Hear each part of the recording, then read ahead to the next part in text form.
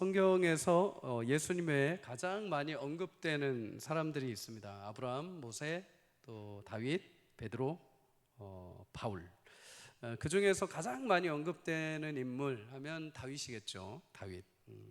아마 수시로 설교를 듣는 동안에 아마 자주 등장하는 인물이 다윗일 겁니다. 오늘 말씀은 사도 바울이 비시디아 안디옥 회당에서 설교한 말씀 가운데 우리가 계속해서 한 구절씩 말씀을 나누고 있는데요. 오늘은 다윗에 대해서 함께 말씀을 살펴보려고 합니다. 하나님은 이제 사울 왕을 40년 동안 통치하게 하시고 이제 패하신 다음에 새로운 왕 다윗을 이스라엘에 세우십니다. 그런데 하나님이 왜 다윗을 세우셨는가? 그에 대한 말씀이 22절 중반절에 이렇게 말씀하죠. 내가 이새의 아들 다윗을 만나니 내 마음에 맞는 사람이라 내 뜻을 다 이루리라. 여러분, 하나님은 다윗을 세우시기 전에 먼저 내가 다윗을 만났다라고 말씀을 합니다.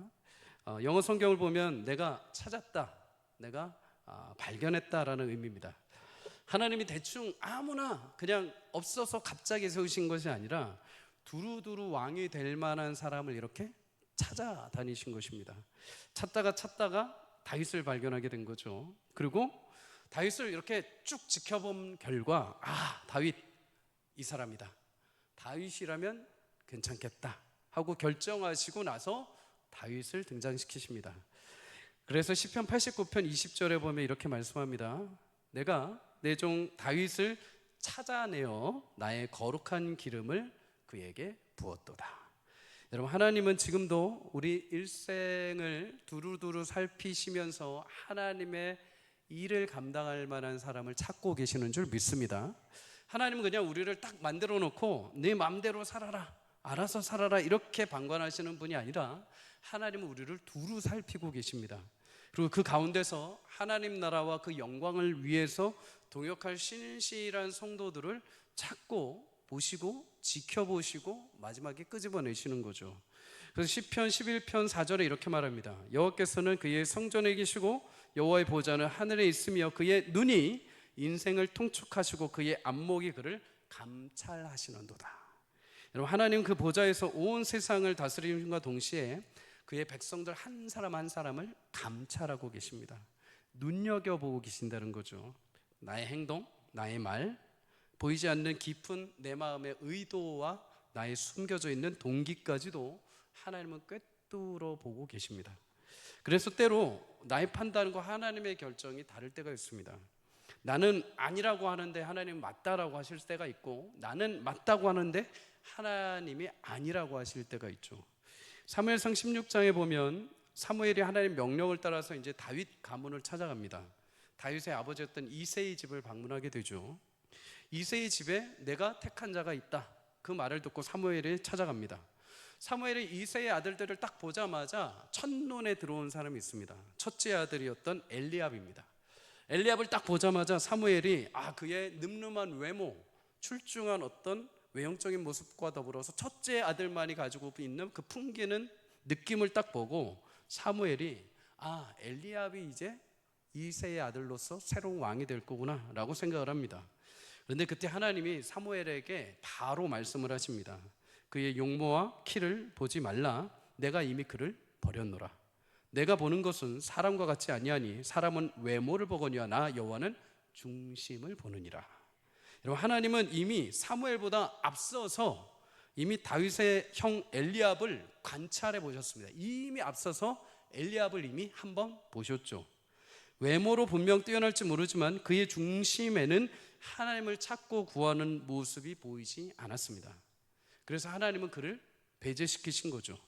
그 뒤에 다윗까지 총 7번째 형까지 모두 하나님은 다 사무엘을 통해서 지나가게 하십니다. 그리고 말제에 그 자리에 없었지만 하나님이 눈여겨보았던 다윗을 하나님은 세우십니다.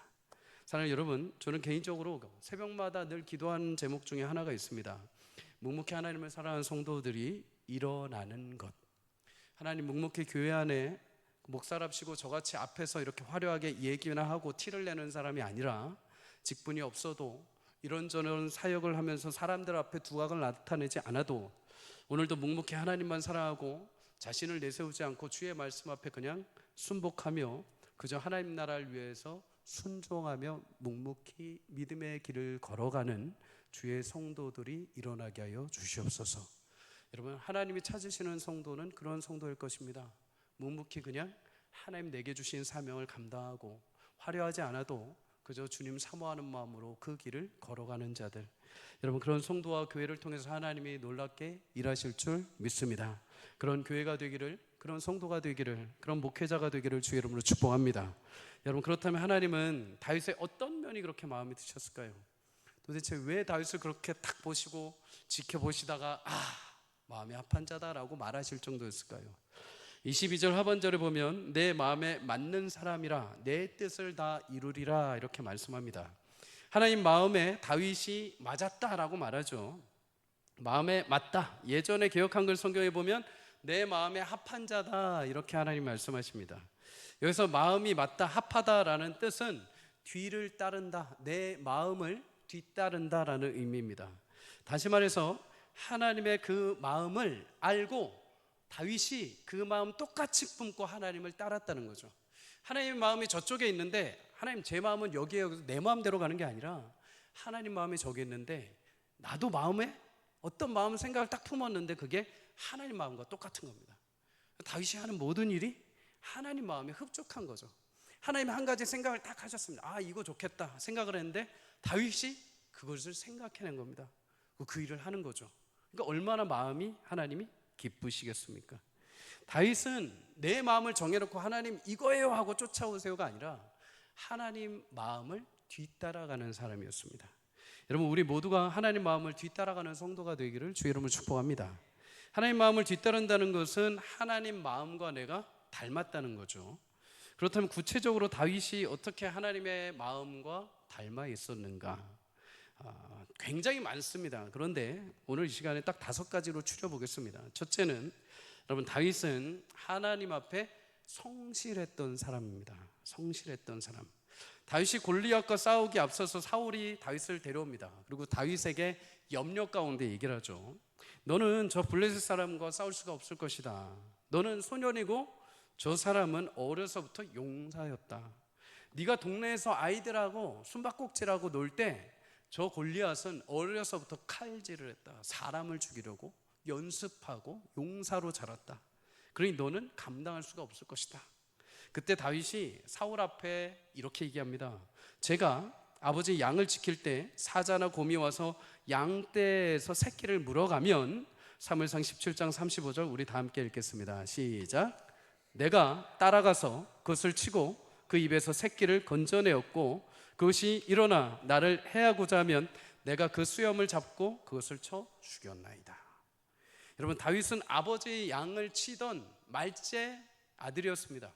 형들도 거들떠보지 않는 양치는 일을 그냥 마지막 아들한테 그냥 시킨 거예요. 그 일에 다윗이 어떻게 했냐면 형들도 대충 하는 거 그냥 내가 그냥 모든 거 다 뒤집어 썼네 하면서 대충 한 게 아니라 최선을 다해서 성실하게 임합니다. 심지어 어느 정도냐, 양의 새끼를 사자나 곰이 와서 물어가면 쫓아가서 목숨 걸고 그 양의 새끼를 건져올 정도였습니다.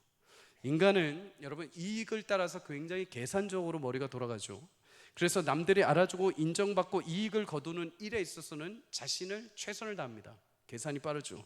그러나 보이지 않는 일, 작은 일들, 드러나지 않고 표시나지 않는 일들, 내가 손해볼 것 같은 일에 대해서는 단칼에 그것을 자르고 나는 빠져버립니다.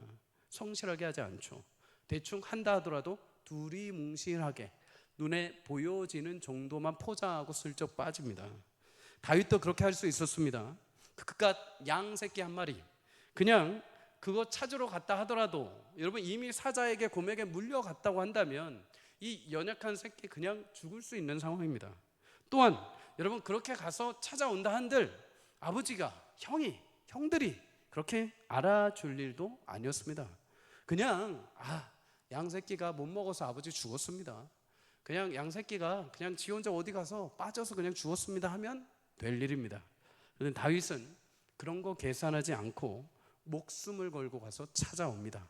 남들이 보든 보지 않든 알아주든 알아주지 않든, 그것이 어미양이든 새끼양이든 내 목숨이 위태롭든 아니든지 간에 그런 거 계산하지 않고 그저 나에게 맡겨진 일, 아주 작은 일이라 하더라도 그 일에 대해서 최선을 다해서 책임감과 성실함으로 일했다는 거죠. 그런데 이런 성실함이 누구에게도 있을까요? 하나님에게도 등장합니다. 신명기 7장 9절에 하나님 이렇게 말씀하십니다. 내 하나님 여호와는 하나님이시요 신실하신 하나님이시라. 그를 사랑하고 그의 계명을 지키는 자에게 천대까지 그의 언약을 이행하시며 인애를 베푸시느니라. 신실하시다.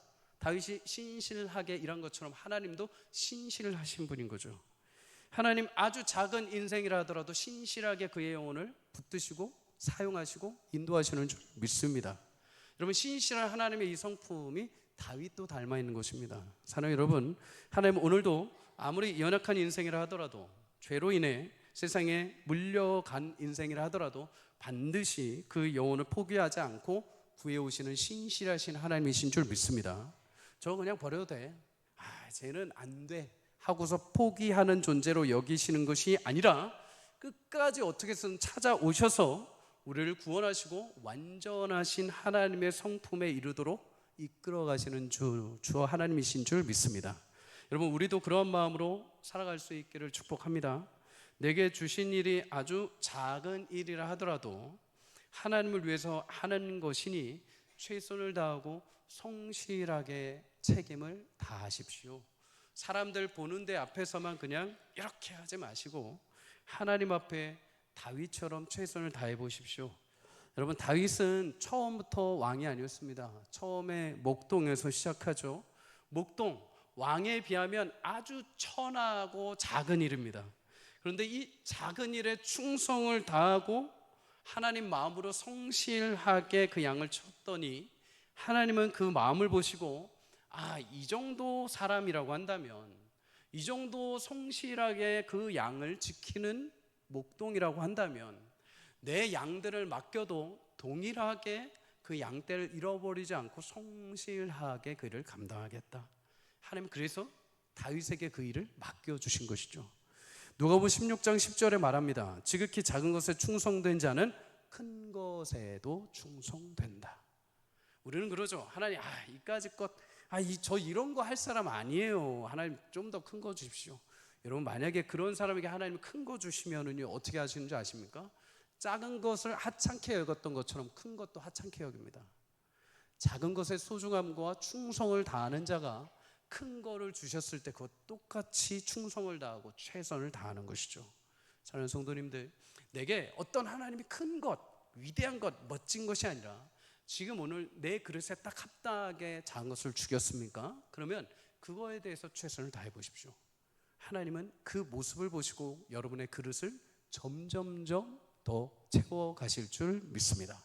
하나님의 신실하심, 우리를 끝까지 포기하지 않으시는 그 신실하심처럼 여러분에게 하나님이 주신 일 어떤 것 하나도 버릴 것이 없습니다. 누가 아무리 이야기를 해도 그거 하찮은 것이 아닙니다. 아주 작은 일에 남들이 알아주지 않아도 최선을 다하십시오.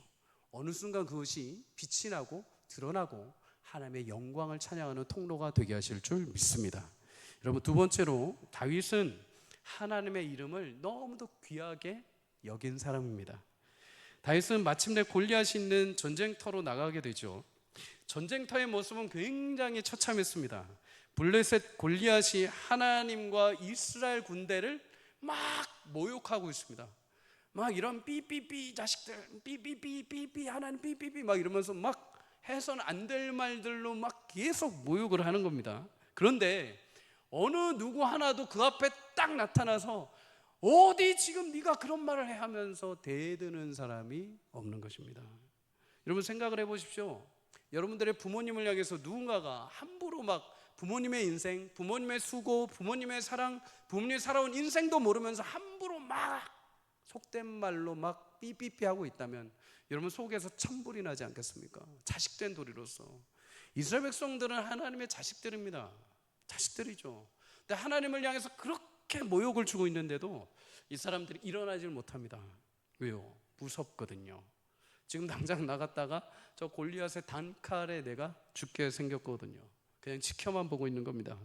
그때 다윗이 이 모습을 보고 사람들에게 이렇게 말합니다.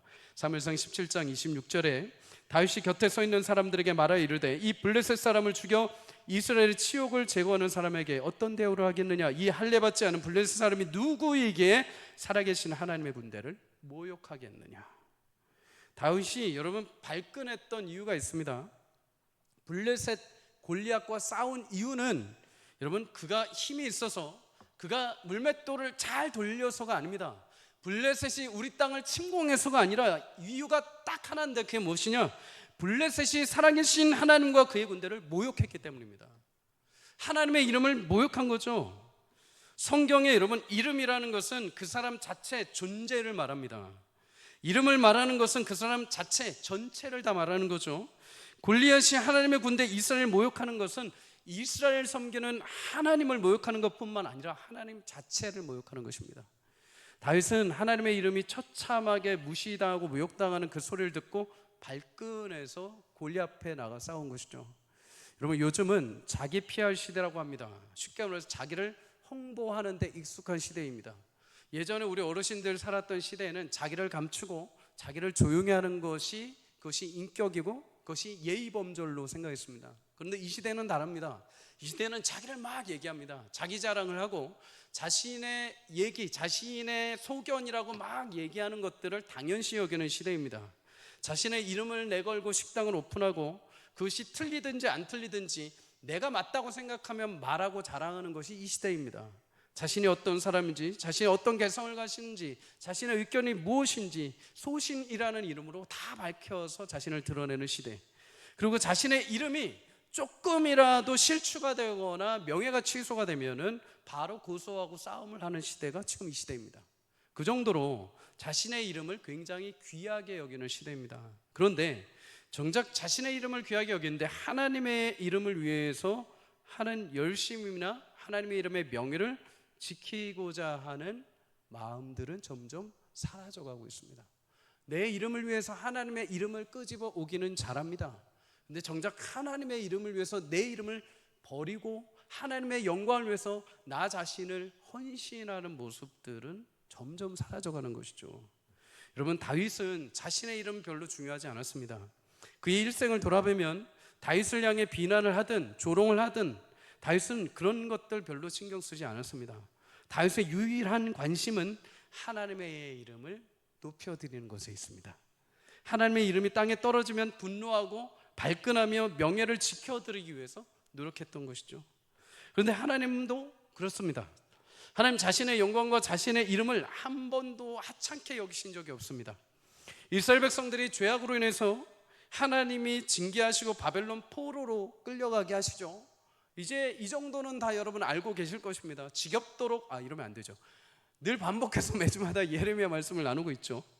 바벨론 하면 이제 당연히 이스라엘 백성들 끌어간 나라, 포로 생활 기억나실 겁니다. 근데 에스겔 36장 22절에 이렇게 말씀합니다. 그러므로 너는 이스라엘 족속에게 이르기를 주 여호와께서 이같이 말씀하시기를 이스라엘 족속아 내가 이렇게 행함은 너희를 위함이 아니오 너희가 들어간 그 여러 나라에서 더럽힌 나의 거룩한 이름을 위함이라. 여러분 하나님의 거룩한 이름을 위함이다 라고 말씀합니다. 하나님은 하나님의 이름을 걸고 이스라엘 백성들과 언약을 맺으셨습니다. 그런데 그 언약을 이스라엘 백성들이 하찮게 여기고 파기시키면서 언약을 무용지물처럼 만들어버린 거죠. 하나님은 자신의 명예와 이름을 걸고 찾아오셔서 언약을 맺으셨는데 이스라엘 백성들 그 언약을 하나도 안 지켜버린 겁니다. 그럼에도 하나님은 자신의 이름을 걸고 맺으신 언약을 지키시기 위해서 이스라엘 백성들을 어떻게 해서든 살려내셔야 했습니다. 왜요?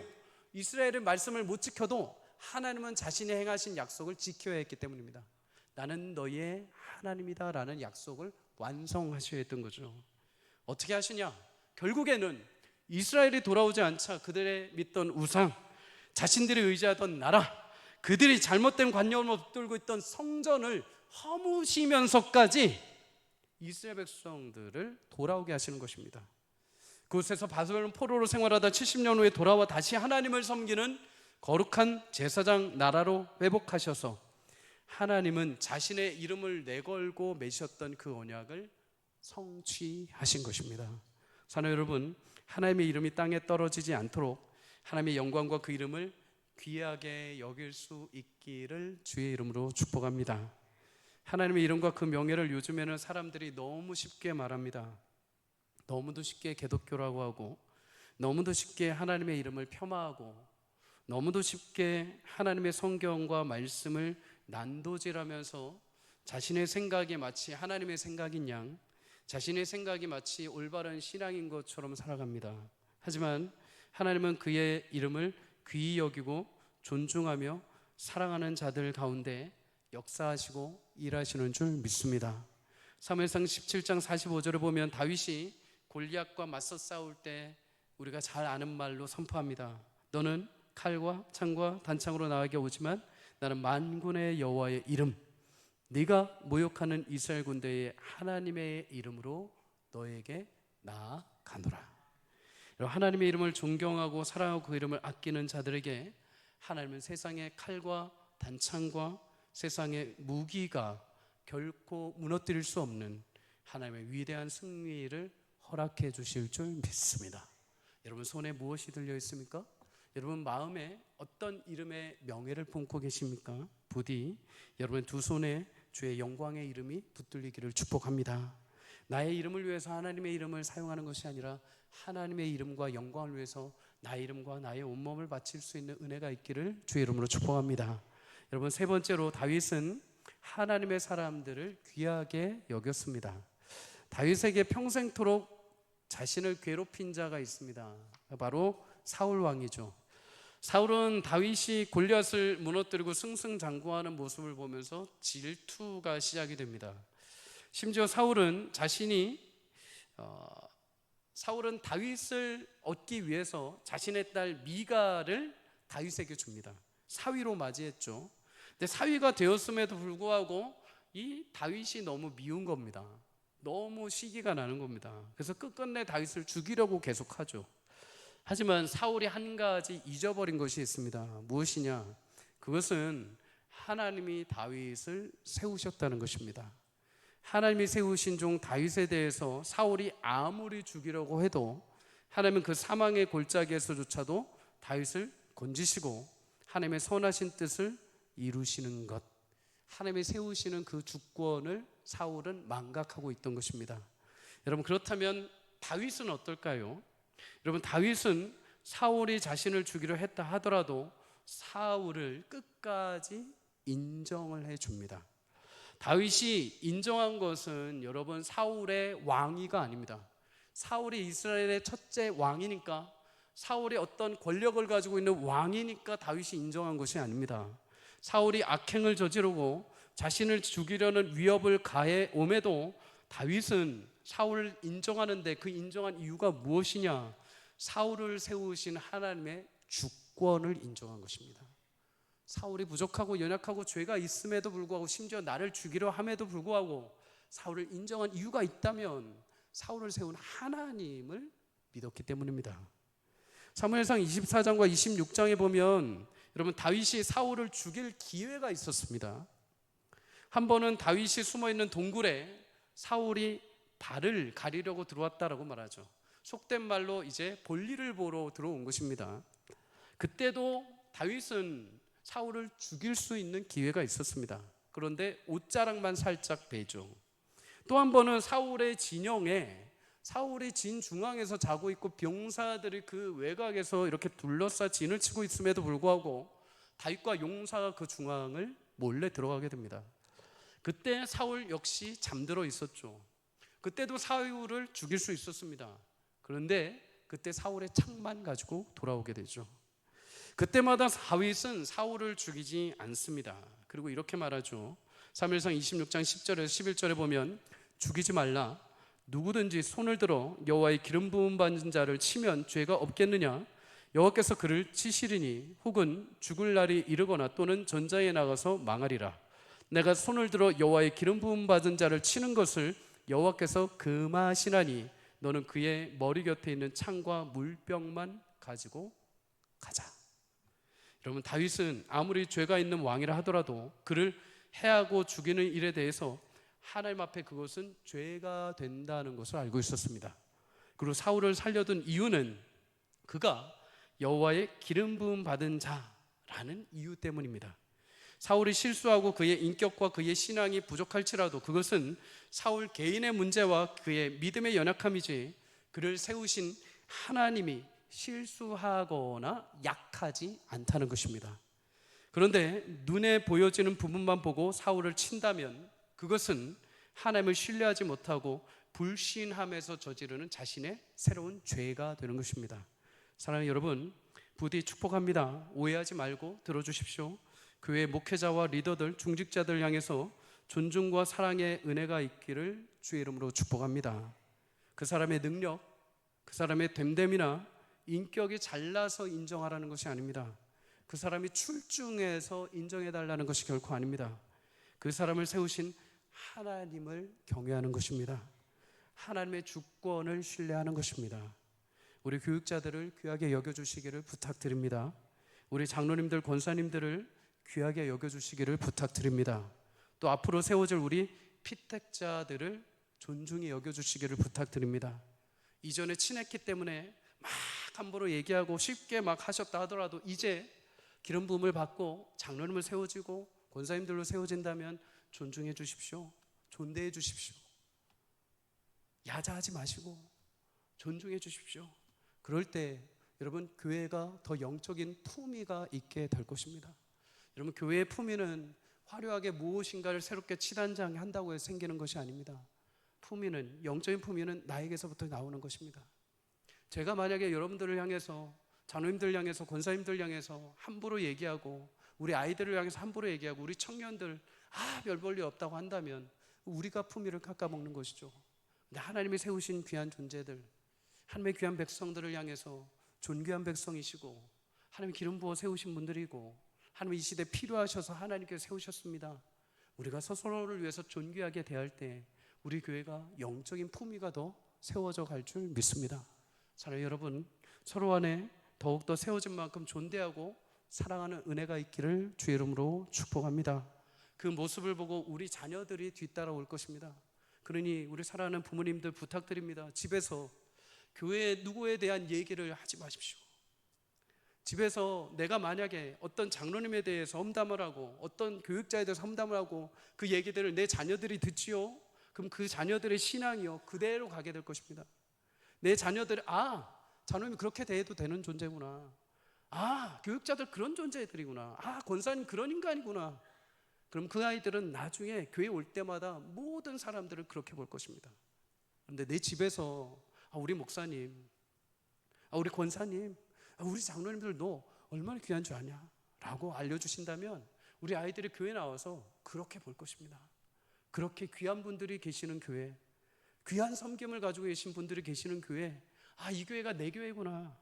이 교회 정말 다닐만 하구나. 그런 분들이 계시면 내가 다녀야지 하면서 우리 신앙을 이어가게 될 것입니다.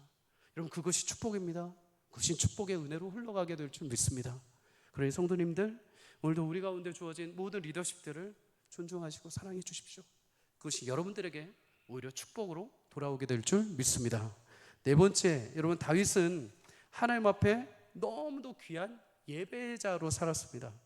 다윗의 귀한 시편이 있습니다. 시편 23편입니다. 여러분 이 시는 다윗이 목동으로 양을 칠 때 그 모습을, 자신이 목자이고 양 있죠. 그런데 자신의 목자 자리에 하나님을 두고 자신이 양의 위치에 서서 지은 시입니다. 여호와는 나의 목자시니 내가 부족함이 없으리로다. 그가 나를 푸른 풀밭에 누이시며 쉴 만한 물가로 인도하시는도다. 여러분 그는 양을 치면서 시간이 날 때마다 늘 악기를 들고 찬양했던 예배자입니다. 그뿐 아니라 사무엘상 16장 18절에 보면 그는 수금, 다시 말해서 하프라고 하죠. 하프를 연주하며 용기와 무용과 구변이 준수하였다라고 말합니다. 하나님 앞에 연주할 뿐만 아니라 온몸으로 율동하면서 막 기쁨으로 찬양을 한 예배자였다는 것이죠. 하나님이 다윗의 예배를 너무 기뻐하셨습니다. 어느 정도로 기뻐하셨느냐? 다윗이 수금을 칠 때마다 다윗에게 성령의 역사와 은혜로 기름을 부어주셨습니다. 그 증거가 있습니다. 사무엘상 16장 23절에 보면 사울에게 하나님의 영이 이제 떠나게 됩니다. 그리고 하나님이 부리시는 악한 영이 사울에게 들어가게 되죠. 여러분 얼마나 고통스러웠겠습니까? 그리스도인들이 하나님을 믿다가 하나님을 믿고 섬기고 교회 나오다가 어느 순간 하나님이 없어 하고 무신론자가 되고 교회를 떠나는 것만큼 저주는 없습니다. 그 빈자리를 이제 공중권세 잡은 자가 차지하기 때문이죠. 사랑하는 여러분, 여러분 심령에 늘 주님이 함께 하시기를 주 이름으로 축복합니다. 사울이 악령이 들어서 늘 고생합니다. 자신도 어쩔 수 없는 고통과 어려움에 매번 휩싸입니다. 그런데 하나님이 그 옆에서 다윗이 찬양을 할 때, 수금을 타고 연주를 할 때 하나님이 다윗에게 임재하시며 사울의 악령이 떠났다고 합니다. 그래서 사울이 옆에서 다윗이 연주할 때마다 상쾌하여 낫고 악령이 그에게서 떠났다, 성경이 말합니다. 사랑하는 여러분, 여러분이 찬양할 때마다 여러분 심령이 어두웠던 부분들이 새로워지는 은혜가 있기를 주 여러분 축복합니다. 여러분, 우리가 함께 하나님을 예배하고 찬양할 때마다 하나님의 영이 충만하게 임하시고 어둠과 불신의 마음이 사라지고 우리 영을 새롭게 하시는 성령의 은혜가 있기를 주 이름으로 축복합니다. 그래서 예배 가운데 사실 굉장히 중요한 게 찬양입니다. 찬양은 너무도 귀한 시간입니다. 여러분, 찬양을 통해 하나님이 기뻐하시며 성령의 기름 부으실 때 우리 영이 새롭게 되는 것이죠. 청년 시절에 이 찬양의 은혜를 정말 맛보고 싶어서 어떻게 한 적이 있었냐면, 월요일부터 토요일까지 집에서 콘티를 짜가지고 주장창 집에서 다윗처럼 혼자 한번 찬양을 해봤습니다. 기타 들고 막 찬양을, 진짜 진이 빠지도록 찬양을 했습니다. 그런데 여러분, 찬양 인도를 딱 주일날 하는데 어떤 느낌인지 아십니까? 하늘에서 기름 부으시는 은혜. 아, 이게 하나님의 성령 은혜구나. 하나님께서 기름 부어주시는 은혜, 감당할 수 없는 은혜 때문에 막 폭포수같이 눈물을 흘리고 난리가 났습니다. 찬양 인도가 안 됩니다. 여러분, 예배 나와서 찬양의 은혜를 감격하길 원하십니까? 그러면 찬양팀에게 원망하지 마시고 찬양 악기에 원망하지 마십시오. 내가 평소에 찬양하면 됩니다. 내가 평소에 하나님의 은혜 감격 가운데 찬양의 은혜의 문이 열리면 주일날 오셔서 찬양 한 소절을 해도 하나님의 은혜가 흘러넘치게 되어 있습니다. 여러분, 하나님의 그 은혜의 문을 내가 평소에 찬송 가운데 여는 거죠. 여러분, 그 찬양의 은혜가 열릴 때 우리 심령이 새로워지는 역사가 있게 될 줄 믿습니다. 다윗은 왕위에 올랐는데도 이 모습이 변함이 없습니다. 하나님의 언약궤를 다윗성으로 모셔오게 되죠. 그날 다윗은 인생 최고의 기쁨의 찬양을 드립니다. 얼마나 기뻐했는지 몸에 옷이 막 흘러내릴 정도로 정신없이 막 찬양을 추면서 하나님 앞에 나아갑니다. 그래서 하나님의 언약궤가 들어올 때 다윗은 온 백성과 함께 힘을 다해 찬양하며 하나님께 예배하죠. 사무엘하 6장 14절에 이렇게 말합니다. 다윗이 여호와 앞에서 힘을 다하여 춤을 추는데 그때 다윗이 배의 옷을 입었더라. 여기서 우리 너무도 귀한 말씀 하나를 바라봐야 됩니다. 여러분, 예배는 여호와 앞에서 하는 것인 줄 믿습니다. 다윗이 왕이면서도 몸이 드러날 정도로 막 춤을 추며 예배한 것은 하나님 앞에서 한 것입니다. 그런데 예배하는데 하나님 앞에서가 아니라 사람 앞에서 하려는 사람들이 있죠. 바로 사울의 딸 다윗의 아내였던 미갈입니다. 미갈. 여러분, 미갈은 하나님의 언약궤가 이렇게 들어오고 다윗이 앞장서서 제사장들과 백성들과 막 춤을 추면서 하나님을 기뻐하는데 도도하게 성 위에 창문에서 그것을 바라보고 있었습니다. 그러면서 성경에 보면 다윗의 춤을 추고 뛰노는 것을 보면서 그 심중에 업신여겼다라고 말합니다. 다시 말해서 다윗이 막 정신없이 춤추는 그 모습을 보면서 아이고 창피해 죽겠네, 저게 왕이라고 하면서 조롱한 것입니다, 속으로. 여러분, 이러면서 미갈이 이렇게 말합니다. 사무엘하 6장 20절에 다윗이여, 오늘 어떻게 영화로우신지 아주 방탕한 자가 염치 없이 자기 몸을 드러내는 것처럼 그의 신복의 이 계집종의 눈앞에서 당신의 몸을 드러내셨습니다. 얼마나 위대해 보이신지, 얼마나 참 방탕한 자 그렇게 염치 없이 자기 몸을 드러내는 것처럼 제 눈앞에서 당신이 그렇게 춤추셨습니다. 왕이 어떻게 백성 앞에서 그렇게 채통 없이 뛰놀며 그렇게 춤을 출 수 있습니까?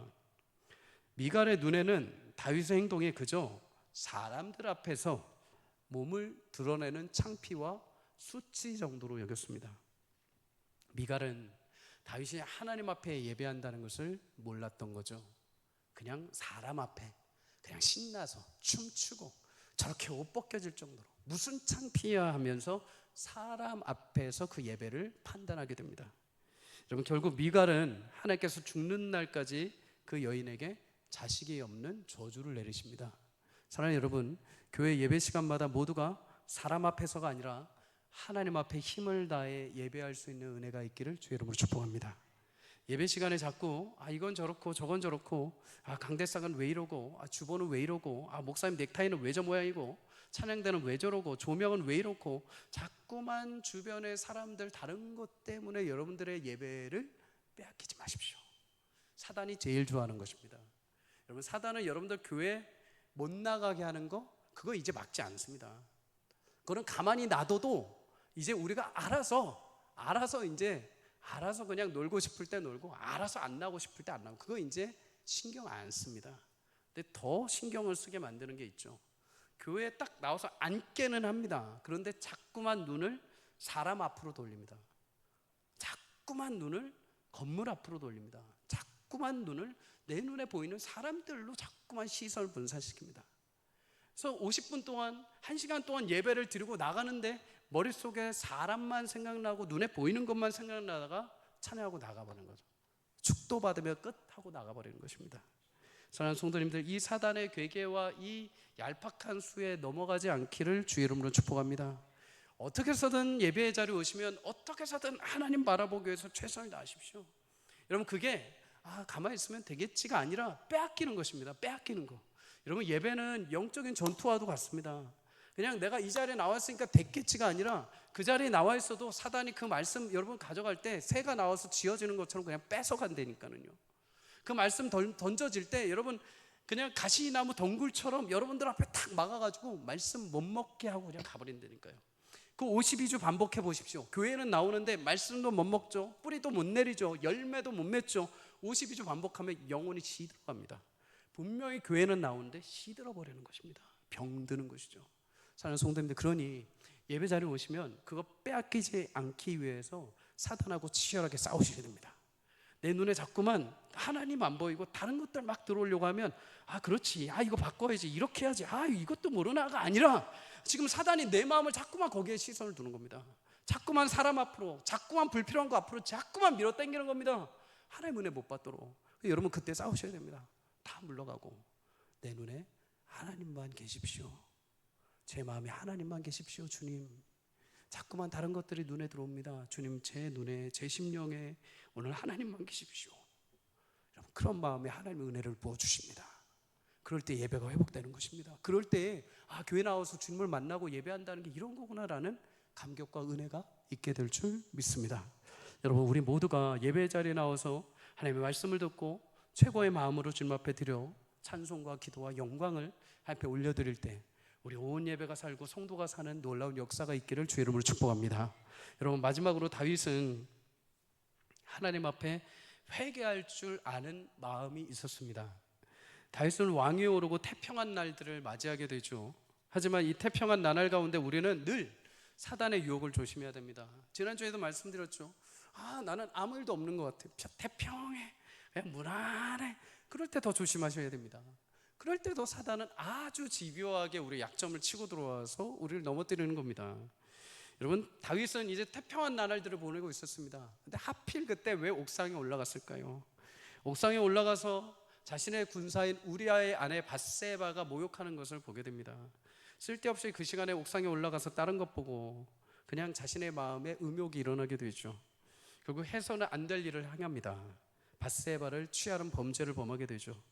여러분, 그 죄를 덮기 위해서 다윗은 자신의 충성스러운 군사 우리아를 전장에서 죽이게 됩니다. 죄를 덮으면 덮을수록 여러분 더 커지는 것입니다. 죄는 덮는다고 숨긴다고 해서 해결되는 것이 아닙니다. 죄는 여러분 숨기는 것이 아니라 덮는 것이 아니라 용서받아야 되는 것입니다. 하지만 다윗은 자신의 죄를 또 다른 죄로 계속해서 덮게 됩니다. 그때 하나님이 두고 보시다가 이제 더 이상 안 되겠어서 나단 선지자를 다윗 곁에 보내십니다. 나단 선지자가 다윗에게 와서 하나의 예화를 얘기하죠. 왕이요, 부한 사람이 있고 가난한 사람이 있습니다. 부한 사람은 양과 소가 많고 가난한 사람은 매우 가난해서 아주 작은 암양 새끼 하나만 있었습니다. 이 암양을 너무나 귀해서 자신의 자식처럼, 딸처럼 키웠습니다. 그런데 어느 날 행인이 부자에게 찾아왔습니다. 부자는 그 행인을 대접하는데 자신의 양과 소를 대접하는 것을 아까워했습니다. 그래서 눈을 돌려 그 가난한 자의 작은 양 새끼를 빼앗아서 행인에게 대접을 했습니다. 나단 선지자 이 말을 듣자 다윗이 분노합니다. 그러면서 말하는 것이 그 부자를 당장 죽일 것이다. 그때 나단이 말하죠. 당신이 바로 그 사람입니다. 여러분, 다윗이 그 말을 듣고 어떻게 행동을 했을까요? 자신의 죄를 이제 더 이상 덮지 않습니다. 자신이 가진 무력으로, 자신이 가진 힘으로 나단을 처단하고 자신을 변호하지 않습니다. 그 자리에 바로 엎드려서 나단에게 말하죠. 내가 여호와께 죄를 범하였나이다. 여러분, 다윗을 하나님이 사랑하신 이유가 여기서 한 번 더 나타납니다. 여러분, 신실한 주의 백성들은 하나님이 돌이켜 세우실 때 그것을 듣고 죄로 여길 줄 알고 회개할 줄 아는 영성을 지닌 사람들입니다. 회개는 결코 창피한 것이 아닙니다. 듣고서 돌이킬 수 있다는 것은 그만큼 영성이 뛰어나다는 것입니다. 여러분, 사울이나 이스라엘 백성들은 아무리 하나님이 돌이켜 세우려고 해도, 아무리 위대한 선지자들을 보내서 끊임없이 돌아오라고 얘기를 해도 듣지를 않습니다. 회개를 안 합니다. 하지만 다윗은 나단 선지자 이 말을 딱 한마디 듣고 그 즉시 베옷을 입고 금식하며 하나님 앞에 머리를 조아립니다. 그리고 회개하죠. 그런데 그 회개의 기도를 들으면 다윗이 왜 즉각적으로 이렇게 회개의 자리에 섰는지 우리는 조금 알 수가 있습니다. 시편 51편은 다윗이 밧세바를 범한 이후에 나단 선지자를 통해서 회개의 촉구가 들어왔을 때 자신이 통곡하고 회개하며 지었던 시이죠. 시편 51편 10절에서 11절에 이렇게 말합니다. 하나님이여, 내 속에 정한 마음을 창조하시고 내 안에 정직한 영을 새롭게 하소서. 나를 주 앞에서 쫓아내지 마시며 주의 성령을 내게서 거두지 마소서. 다윗이 즉각 회개의 자리에 섰던 이유는 죄로 인해서 하나님 앞에 멀어지는 것, 하나님의 그 영광을 나에게서 거두시고 하나님 앞에 떨어져 나가는 것을 두려워했던 것입니다. 하나님 말씀하신 그대로 그 죄값으로 내 가문에 칼이 떠나지 않고 아내들이 빼앗기고 고통이 임하는 것은 내가 감내하겠습니다. 그러나 주의 영을 내게서 거두지 마옵소서. 주의 거룩한 그 은혜에서 내가 버림받지 않게 하여 주시옵소서. 다윗이 즉각 이러한 마음으로 기도했을 때 사무엘하 12장 13절에 보면 그 즉시 나단이 이렇게 말합니다. 여호와께서도 당신의 죄를 사하셨나니 당신이 죽지 아니할 것입니다. 사랑하는 여러분, 회개는 하나님과의 관계가 회복되는 큰 축복입니다.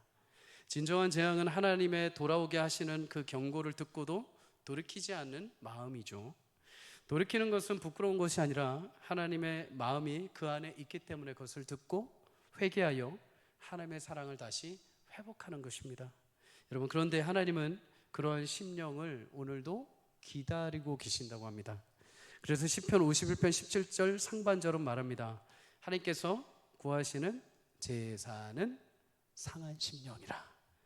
여러분, 죄가 불의하고 악한 것이지만 그 죄로 인해 우리의 영혼도 상처를 받게 됩니다. 그냥 죄 짓고 그냥 나빠, 잘못했어 이게 아니라 그 죄가 여러분과 저의 심령에도 상처를 줍니다. 우리 영혼도 하나님에게서 떨어져서 죄의 지배를 당하면서 그 수치와 아픔과 죄책감과 상처로 우리 심령이 얼룩지게 됩니다. 그래서 죄라는 것은 하나님 앞에 형벌뿐만 아니라 상대방과 나에게도 상처를 주는 일이 되는 거죠. 그런데 하나님은 그 죄로 인해 상처받은 마음을 기다리고 계신다고 합니다. 그리고 그 마음이 돌아올 때 멸시하지 않으시고 회복하시고 치유하시는 분인 줄 믿습니다. 사랑하는 여러분, 오늘 저녁에 그런 은혜가 있기를 주의 이름으로 축복합니다. 아무리 큰 죄와 연약함이 있다 하더라도 하나님은 상한 마음으로 돌아오는 그의 모든 백성들을 기뻐하시고 위로하시고 치료하시는 분이십니다. 오늘 다윗을 하나님이 기뻐하신 이유를 우리는 몇 가지 나누었습니다. 하나님 앞에 작은 일에도 성실하는 다윗, 하나님의 이름을 너무 존귀하게 여겼던 다윗, 하나님의 사람들을 귀히 여기고 최고의 최선의 예배를 드렸던 다윗. 그리고 하나님의 돌이킴 앞에 언제라도 그 말씀 앞에 은혜에 떨어지지 않기 위해서 자신을 회개하고 돌이켰던 다윗. 그런 다윗, 하나님의 마음에 합한 자, 하나님의 마음을 진정 알고 그 마음을 따라 행했던 다윗을 통해 하나님은 이스라엘의 이제 새로운 왕정 정치를 시작하시게 됩니다. 사랑하는 여러분, 이 시대에도 다윗과 같은 하나님의 백성들이 일어나기를 주의 이름으로 축복합니다. 하나님 마음을 따라가는 자, 누가 봐도 하나님이 딱 보셨을 때 내가 저 박집사, 나 저 김장로, 저 권사를 보면 내 마음이 너무 기쁘다, 내 마음하고 딱 맞다, 내가 찾아서 나와 함께 일하자. 그런 은혜가 우리 모든 성도님들에게 있기를 주의 이름으로 축복합니다. 하나님의 마음은 맞는 사람, 하나님 오늘도 그 마음에 맞는 사람을 통해 이 땅에 살아계신 하나님의 역사와 은혜를 우리 삶 가운데 이루어 가실 것입니다. 그런 축복과 은혜가 저와 여러분과 또 온 교회와 우리 자녀들에게 임하기를 주의 이름으로 간절히 축복합니다.